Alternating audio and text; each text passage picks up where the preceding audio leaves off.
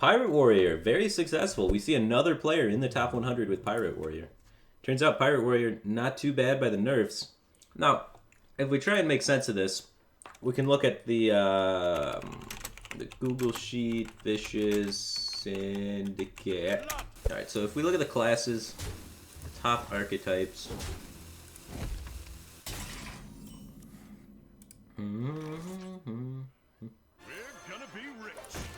Reno! He won! He drew Reno. He's better than Strifecrow. Strifecrow didn't draw Reno when we were watching him earlier. Anyway, so here's the Vicious Syndicate data report. I can't zoom in. Alright, maybe I can manually zoom in like this. Alright, too much. Alright, so we got this Pirate Warrior column. And, well, you know, long ways thing. What's a row? Row, yeah. It's the Pirate Warrior row. Pirate Warrior's worst matchup. You may think it's Control Warrior, right? Like, you'd think, yeah, Pirate Warrior gets dumpstered on by Control Warrior. Pirate Warrior's better against Control Warrior than it is against Aggro Shaman. So with the popularity decrease of the Aggro Shaman, Pirate Warrior is experiencing an increased win rate, and that's why we see a lot of players having a lot of success with Pirate Warrior. We've seen 4 or 5 players in the top 100 with Pirate Warrior. And Leoric's been a guy that's been like top 10 legend a lot, and he does it every season with Reno Lock, so he doesn't care what the meta is. He just Reno Locks it, man. But Reno Lock, deck that's not too bad against Pirate Warrior. It's pretty 50-50. Sometimes you draw Reno and win, sometimes you don't. Getting in a lot of post-damage, or post-Reno damage here for big stacks. He's got 12 lined up on the X. He's got the ping to do 1 every turn. He could make it there. This is 10 damage more. So he needs to find 9. I mean, 2 draws, so he needs like Leroy Heroic Strike. Or one of these 3/3s needs to connect. But we can see, you know, Reno Lock, it loves to tease you, the Reno Lock deck. It likes to pretend you got a chance post Reno, but they got so much more heal in their deck. And honestly, he doesn't even need to heal. You just Hellfire, punch him in the face for 8. Yeah, just go aggro with it. Because you got 8 plus 3 plus 8 is 19. And then you got 4. So there's no one card that can kill you. Leroy's 10, 11 damage. So you don't even need to heal yet. You could drop any minion. You could heal the Giant to try and get it out of Execute range, or Mortal Strike range, so you can't Mortal Strike punch you in the face. I think healing the Giant is slightly better. Because your opponent needs to kill the Giant. So I think this Earthen Ring should have went on the Giant 100%. I think it's a misplay. It gives your opponent an extra turn to weapon you in the face. Although, I don't think there's a line that this guy could take that allows him to lose the game from this current position. He's probably just shut his brain off and he's just like, yeah, I've already won.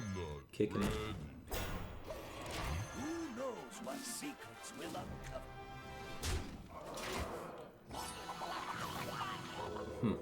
The majority of the Pirate Warriors in top 100 are playing Finja. It's important to note, I guess. I think Finja variation's worse for the current metagame, but it's having success, so I'm probably wrong. See what Brian Kibler's doing. Kibbles and bits.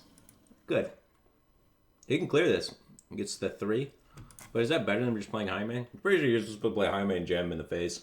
Like, your opponent's got 6 cards. You're not going to outvalue him.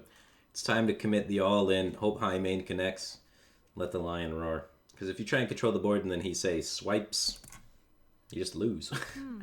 You know? It's too tough, man. Job's done.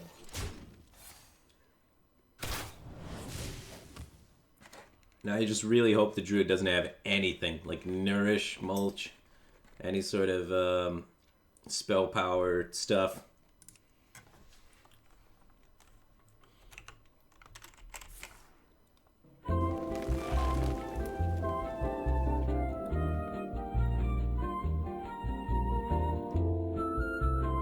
I don't know what I'm supposed to respond to this.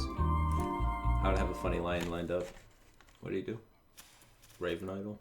Where shall I strike?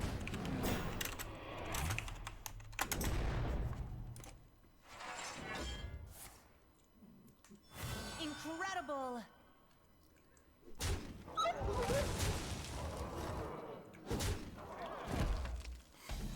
Conversation skills. Feels bad, man. Oh, dude, he can get through. He's dead, but he can get through. I think you ignore it and punch him in the face with the lion.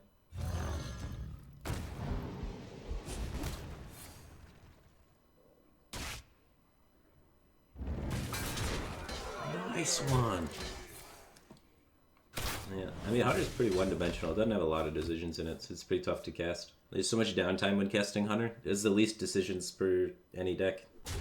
That kind of nice it's on the bottom, but that's kind of blows, huh? Got the roots.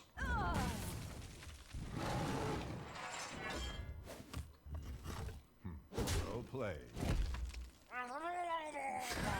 Incredible. Oh, man.